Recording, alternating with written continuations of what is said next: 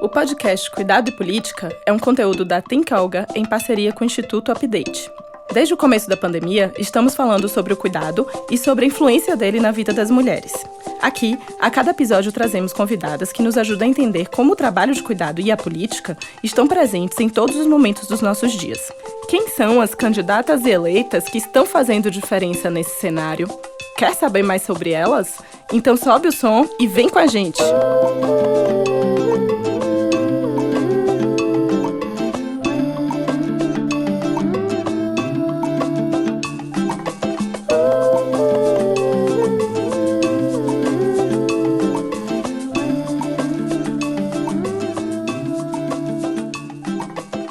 E da perspectiva de violência política de gênero, acho que a gente conseguiu pautar um pouco mais a importância do tema. Então, todas as mesas sempre tem mulheres, o que não tinha antes. Acho que a gente tem essa discussão, mas ainda é um espaço muito violento. Então, eu engravidei durante o mandato e mais 3 deputados também seriam pais no mesmo mês que a minha filha nasceu. Eles receberam parabéns quando eles contaram e ninguém mais lembrou disso. Eu, durante a gravidez inteira, tive que brigar para trabalhar. Escutei de deputado falando, não, você não pode ser relatora porque você tá grávida.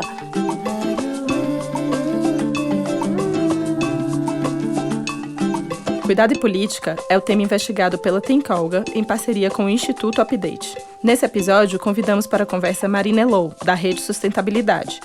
Ela é deputada estadual em São Paulo e acaba de ser reeleita com mais de 80 mil votos. Em 2020, foi a pessoa mais jovem a concorrer à Prefeitura de São Paulo, o que mostra o seu mergulho de cabeça na política. Marina Elou tem como principais pautas infância, meio ambiente e desenvolvimento sustentável e a vida das pessoas. Ela é mãe de Martim e de Lara e defende que a maternidade também é um ato político.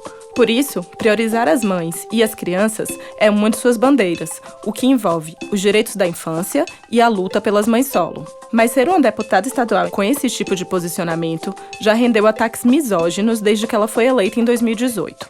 Então hoje vamos conversar com Marina sobre como é ser mulher na política e como é fazer política para as mulheres. Bom, Marina, muito obrigada pela sua presença. Esse é um podcast que está sendo gravado em parceria entre o Instituto Update e a Think Olga.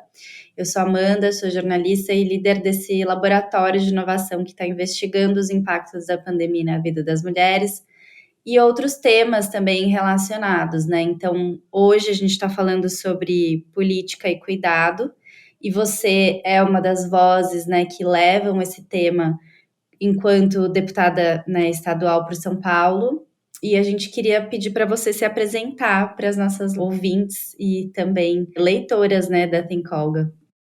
Bom, é um prazer e uma alegria estar aqui para mim. Muito obrigada pelo convite. Então, é uma honra para mim estar aqui nesse podcast falando de um tema que para mim é tão importante.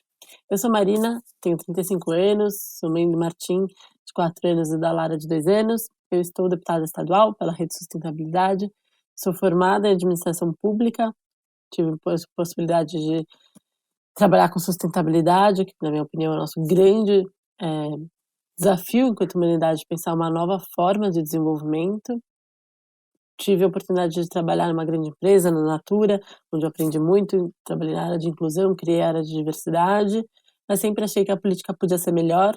Quando eu quis entrar na política, eu vi de todo mundo que eu estava louca, porque eu não sou de família de político, não era de nenhum partido grande, nenhum de movimento, que eu não quero ser eleita, porém deu certo e estou bem feliz de estar aqui. Obrigada, Marina. A gente está muito feliz de estar aqui com você também.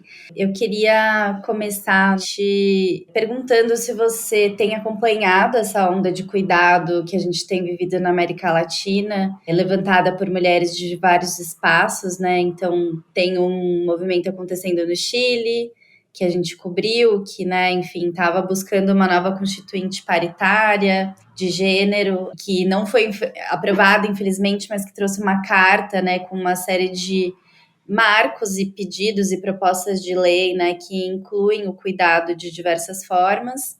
Na Argentina, a gente tem, né, uma nova lei que garante aposentadoria para mães. Enfim, e aí eu queria saber um pouco se isso tem sido uma lufada de esperança aqui para nós no Brasil, e se você tem acompanhado e se inspirado nesses projetos também. Eu tenho super acompanhado, inclusive bastante por vocês, parabéns pelo trabalho. E me inspira particularmente, me traz uma lufada de esperança.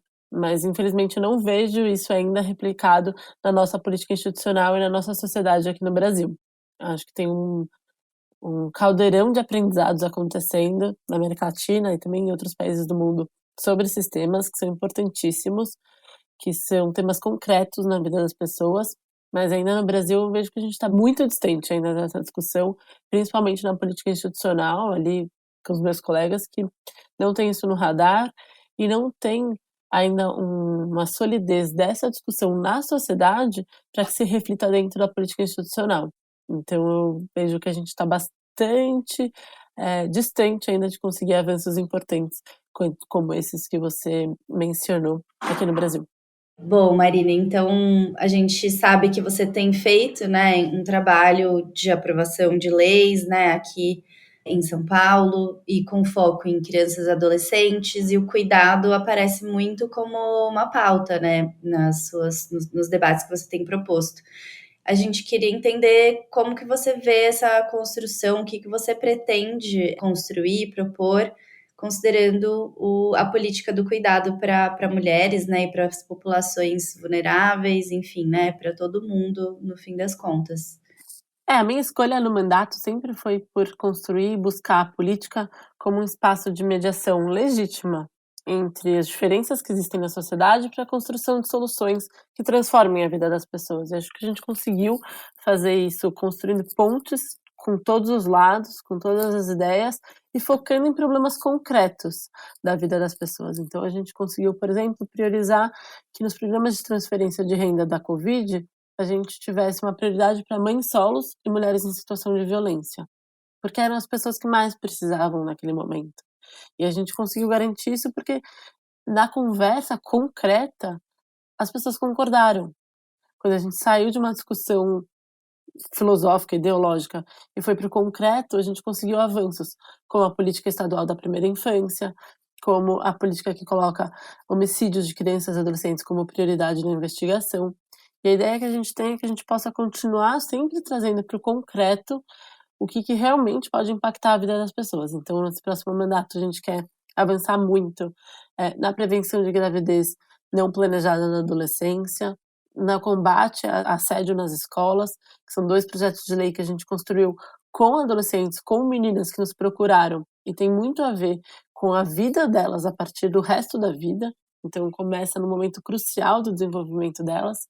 A gente quer implementar de fato a política estadual da primeira infância com orçamento, que hoje tem o plano estadual para os 645 municípios do estado, colocando as crianças e as mães como prioridade e trazendo essa discussão sobre a política do cuidado em perspectivas concretas na vida delas. Muitas vezes eu me frustrei nesse primeiro mandato. Eu vi pessoas de todas as ideologias discutindo contra, no final, o que ia trazer um impacto para a vida delas. Como, por exemplo, a discussão das escolas. A volta às aulas no Brasil foi um absurdo. A gente ficou 2 anos com as escolas fechadas. A gente abriu bar e restaurante dentro da escola porque tinha uma pressão de uma visão da sociedade que não priorizava as crianças nem as mães. E a gente estava falando das crianças pobres, negras, periféricas, que não tinham acesso à internet. A gente criou um abismo educacional de desigualdade e retrocedeu em 30 anos a mulher no mercado de trabalho porque alguém tinha que cuidar dessas crianças. E essa, por exemplo, foi um ponto inegociável no nosso mandato, que a gente foi o primeiro mandato a falar de escolas abertas. E acho que é esse o compromisso que a gente tem, se de tudo der certo e a gente conseguir um próximo mandato. E aí, Marina, pensando nisso também, como foi disputar as eleições esse ano? A gente queria ter uma visão sua né, também, porque o tema desse podcast passa por violência política, que é o que muitas mulheres enfrentam, né, quando não só estão candidatas, mas também durante o mandato. Você também vivenciou e sentiu isso, né, ao longo do seu primeiro mandato, exercício, e ao longo da campanha você sente que tem algo mudou, enfim, esse debate está refletindo, né, no maior respeito às mulheres candidatas ou ainda tem muitos desafios aí pela frente? Essa é a 4ª eleição que eu disputo.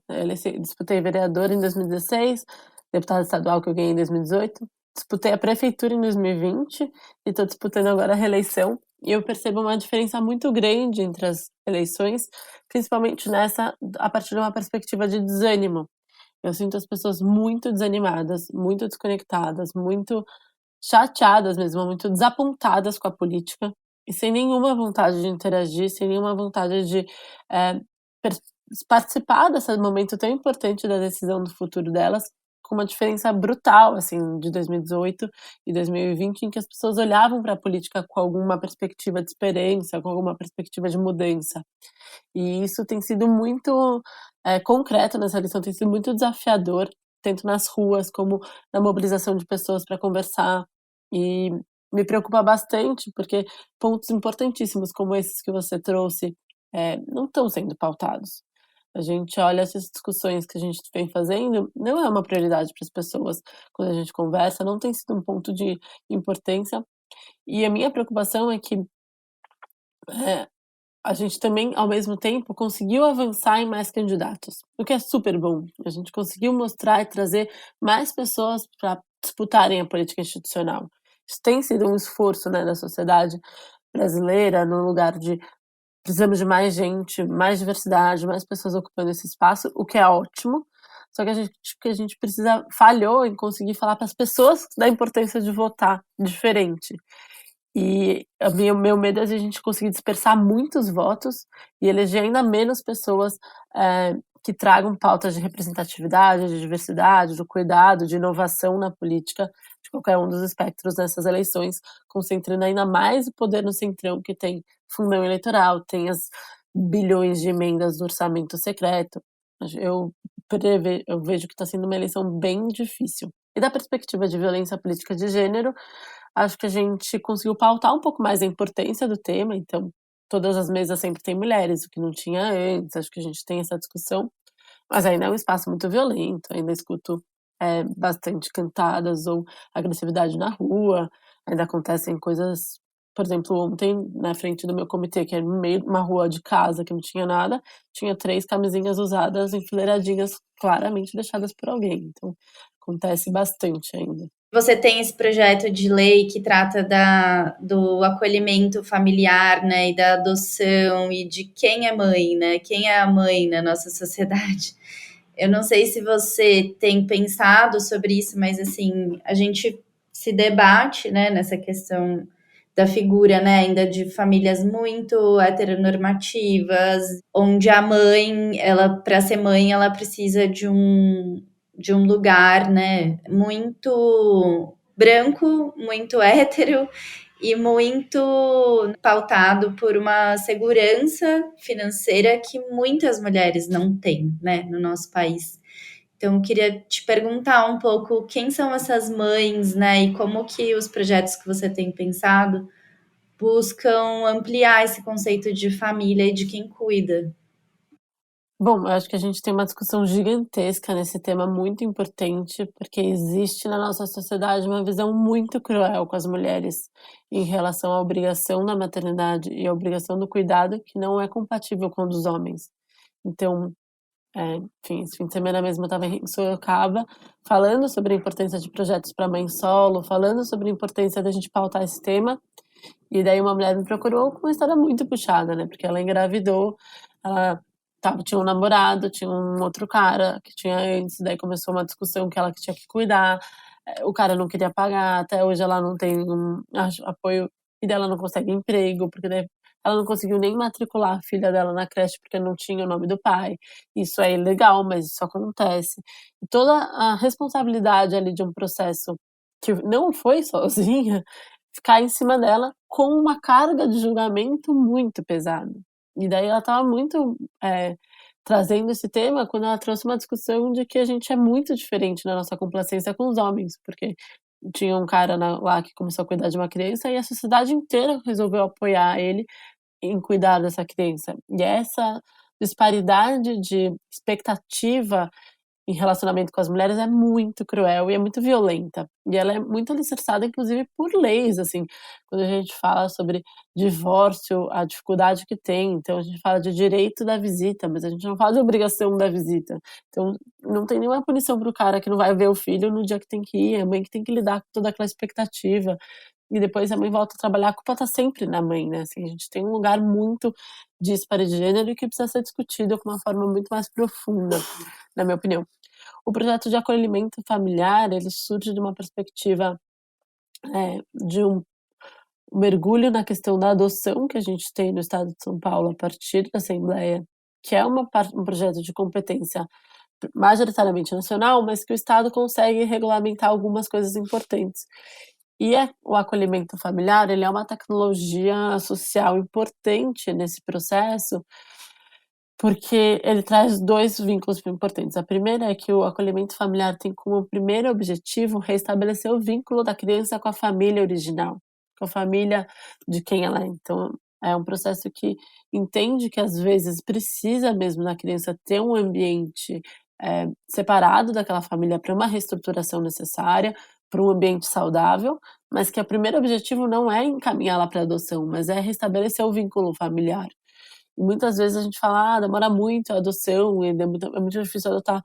Mas tem que ser mesmo, porque o objetivo primeiro é que a gente possa garantir que as famílias e as mães e as crianças possam ficar juntas e que elas tenham as condições para ficar.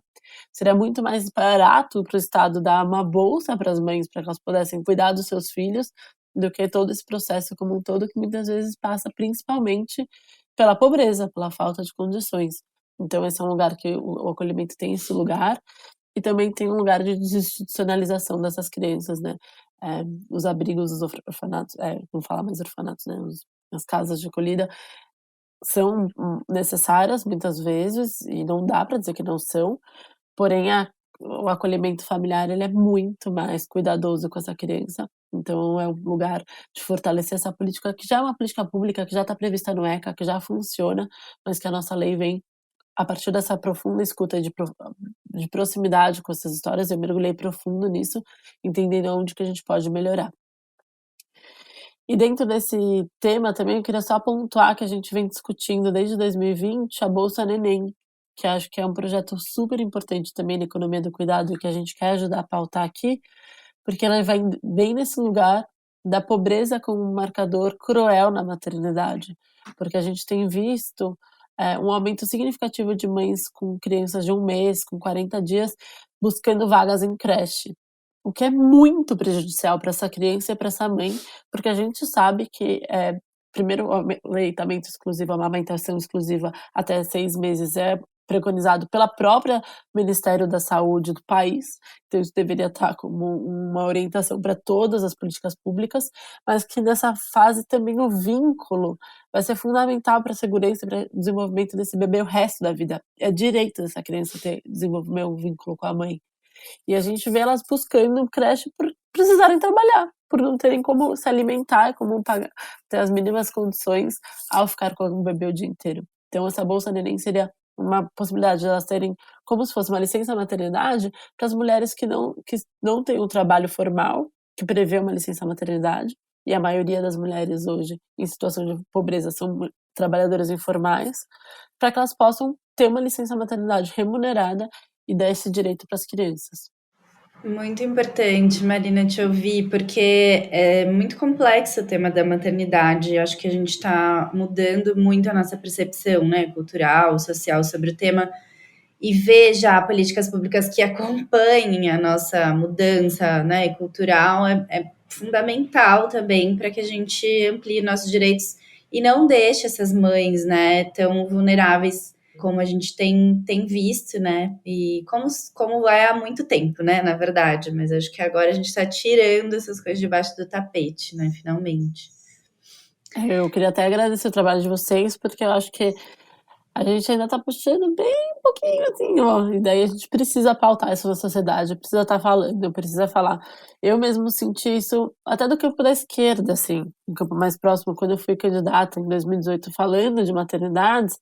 Parece uma pauta fofa, assim, a gente fala, mas não é tão importante, né, assim, a pauta, né, todas as outras pautas eram mais importantes do que a maternidade, que, né, meio fofa. E eu fui vendo até candidatas de esquerda, deputadas de esquerda, que depois que engravidaram entenderam minimamente do que é o tamanho dessa pauta, e quanto que ela é profunda, e quanto que ela é estrutural e estruturante no Brasil. Mas ainda é muito pautada por todos os campos como um problema, né, fofo, né? Mãe nesse lugar que mãe não pode nem reclamar, que, né, imagina, já é maravilhoso saber que você está reclamando. Então, ainda acho que a gente tem um desafio muito grande de avançar nesse tema no país. Você contou também num vídeo que gravou para suas redes como foi, porque você começou bem cedo, né? Como você falou, já 4 disputas e te viam como uma menina e não, e assim, também não deveria ser um problema, né? Isso, mas depois você falou da maternidade, que também foi uma questão de preconceito. Você teve 2 filhos. E aí a gente se inspirou muito, tem um livro, né, que é o Sempre Foi Sobre Nós, que fala desses relatos de violência política de gênero no Brasil, que foi organizado pela Manuela Dávila, com muitas mulheres contando um pouco, né, qual foi a vivência delas, e a gente queria ouvir um pouco como foi para você também, essa questão do cuidado, e você traz a família como parte do seu trabalho, parte da sua vida e vivência, mas a gente sabe que é difícil, né, conciliar esses 2 universos de trabalho e vida e esse cuidado que é tão necessário, né, esse trabalho reprodutivo. Como que você traz essa visão em quem você é e como que essa resistência tem sido feita ao longo desse exercício? Para mim isso sempre foi um inegociável, participar, a minha função como mãe, a minha atuação como mãe, meu papel como deputada não seriam contraditórios entre si, mas se complementariam. E para mim, inclusive, é uma forma de pautar o que é a economia do cuidado, o que é a política do cuidado a partir da prática. Então tem sido sempre um lugar importante para mim. No nosso mandato sempre teve uma cadeira de amamentação, até porque eu contratei a minha chefe de gabinete durante a licença maternidade dela de trigêmeos. E ela só voltou com trigêmeos, então tinha sempre trigêmeos, sempre teve muita criança em volta da gente, muitas mães, e essa discussão muito presente. Foi um processo, e tem sido um processo interessante, da perspectiva que a gente vê claramente a diferença de gênero nesse lugar, né? Quando a gente olha para as mulheres, então eu engravidei durante o mandato, e mais 3 deputados também seriam pais no mesmo mês que a minha filha nasceu. Eles receberam parabéns quando eles contaram, e ninguém mais lembrou disso. Eu, durante a gravidez inteira, tive que brigar para trabalhar. Escutei de deputados falando: não, você não pode ser relatora porque você está grávida. Tive que realmente ocupar os espaços, mesmo trabalhando até o último dia da gravidez.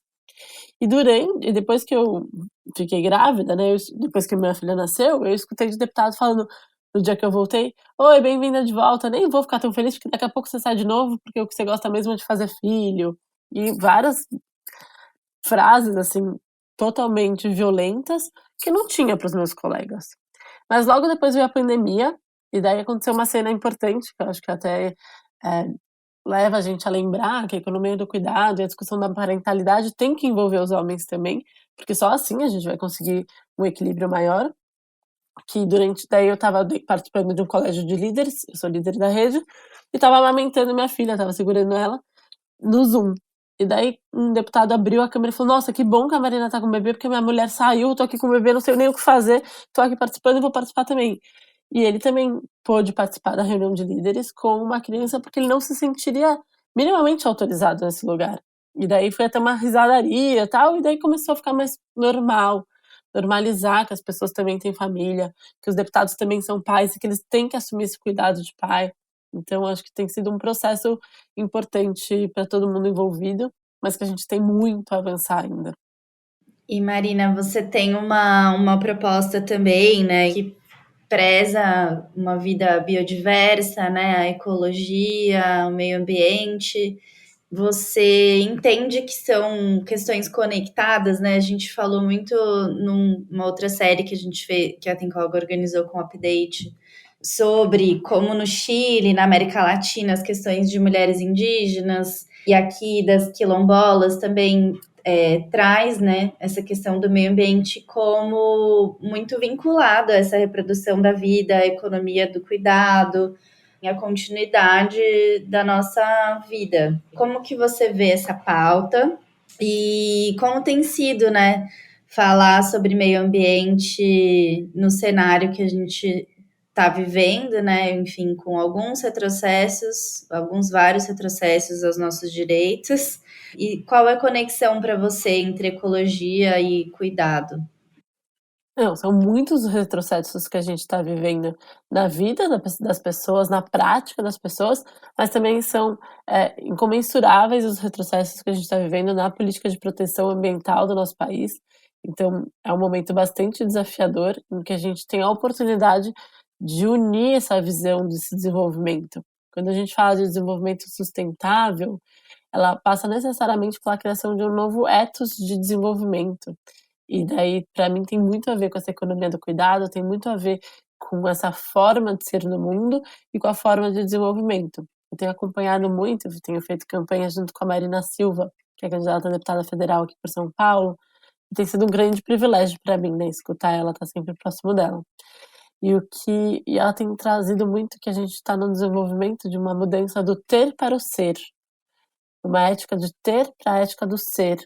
E dentro desse lugar faz muito sentido quando a gente valoriza mais as relações, quando a gente valoriza o cuidado e quando a gente entende que a convivência com a nossa economia e com o nosso espaço passa pela convivência nossa com o meio ambiente, com a nossa água, com o ar que a gente respira, com a natureza que a gente está. Esse convite nos traz é um fio que vai puxando e consegue fazer uma condução sobre vários temas que, no final do dia, falam do bem viver, né? Da possibilidade da gente viver melhor enquanto pessoas, enquanto sociedade, enquanto relações, no lugar que a gente vive. E daí isso vai falar de saúde, de uma perspectiva de olhar não para a doença, mas também para a saúde, como que a gente traz a perspectiva de saúde para a política pública, de prevenção, vai falar de construção e educação numa outra lógica. Então, eu sou bem entusiasta dessa fio condutor em que a gente pensa essa forma de desenvolvimento a partir das relações humanas e a partir do nosso desenvolvimento em quem queremos ser. Queria entender um pouco qual seria, assim, um primeiro projeto de lei que você gostaria de realizar, que concerne o cuidado, né, para as mulheres, e pensando no seu mandato, no que você consegue fazer, assim, na prática. A gente tem um compromisso de continuar procurando as brechas de atuação que trazem grandes impactos na vida das pessoas. Então, a gente já tem esses projetos de lei que a gente vai lutar para que se tornem leis, que foram construídas com a população, com as meninas que nos procuraram. Então, o projeto de lei de redução e prevenção de gravidez indesejada, não planejada na adolescência, que fala basicamente da possibilidade de implantes de contraceptivos no SUS, mas também fala de uma campanha de informação, fala da utilização de ICMS. É um modelo que a gente testou em Ribeirão Preto com a USP de Ribeirão Preto e a gente conseguiu reduzir lá em 46% o número de gravidez não planejada na adolescência. Foi muito significativo, então é um trabalho que a gente quer avançar. O projeto de lei Escola Sem Assédio, a gente foi procurada por umas meninas que sofreram assédio numa escola. Daí, em vez de a gente atuar só no caso dessas meninas, a gente fez um grande chamado para várias escolas públicas, montamos um grupo de meninas, demos um curso legislativo, elas identificaram 3 brechas na lei hoje. Uma é qual a transparência a partir da denúncia, porque hoje a menina denuncia e não sabe mais o que acontece, ninguém mais conta para ela.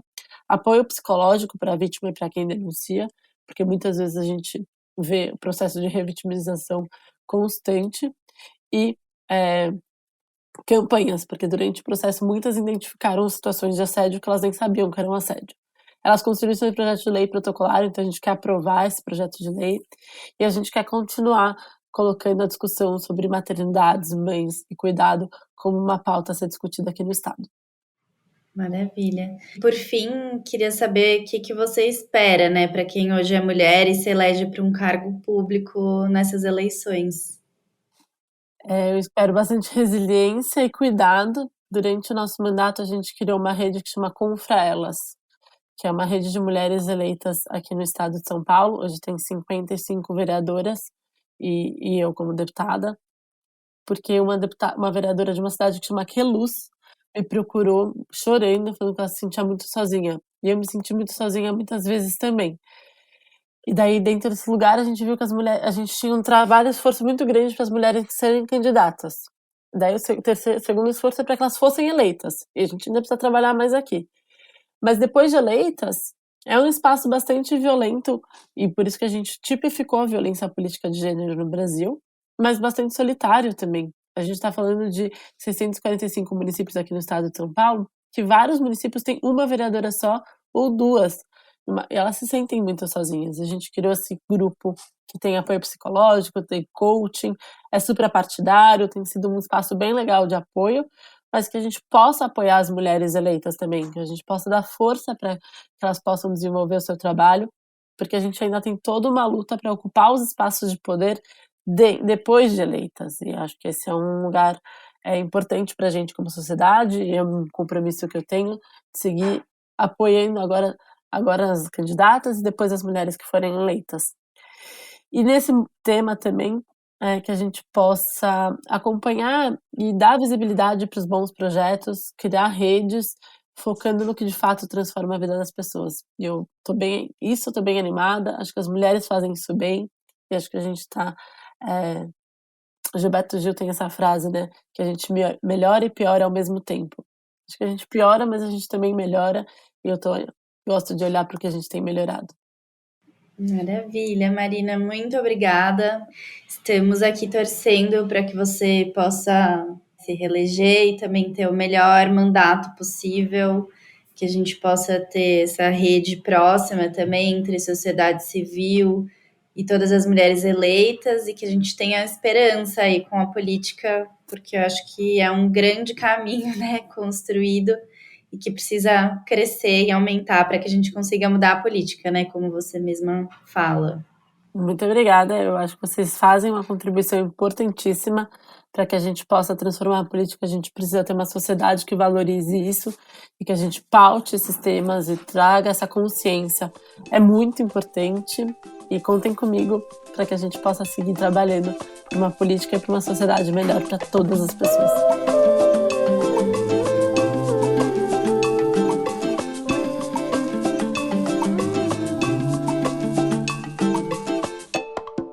Essa foi nossa conversa com a deputada estadual Marina Elou, agora reeleita.